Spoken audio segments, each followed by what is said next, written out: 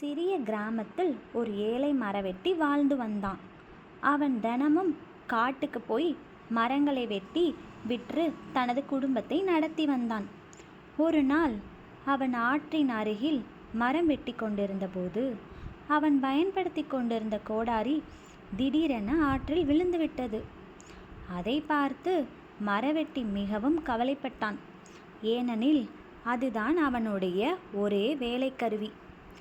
அப்போது திடீரென்று ஆற்றிலிருந்து ஒரு தேவதை தோன்றினாள். அவள் ஆற்றுக்குள் சென்று ஒரு தங்க கோடாரியை எடுத்து கொண்டு வந்து, இது உன்னுடைய கோடாரியா என்று கேட்டாள். மரவெட்டி உடனே, இல்லை, இது என்னுடையது அல்ல என்று சொன்னான். பிறகு தேவதை மீண்டும் ஆற்றுக்குள் சென்று ஒரு வெள்ளி கோடாரியை கொண்டு வந்தாள். அதற்கும் மரவெட்டி இல்லை என்று பதில் சொன்னான். மூன்றாவது முறையாக தேவதை ஒரு இரும்பு கோடாரியை கொண்டு வந்தாள்.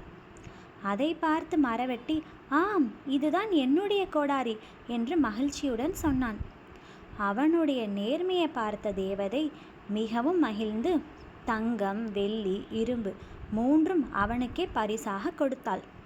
கதையின் கருத்து: நேர்மை எப்போதும் நல்ல பலனை தரும். நேர்மை சில நேரங்களில் கஷ்டமாக இருக்கலாம், ஆனால் அது எப்போதும் நமக்கு நல்ல பலனையே தரும்.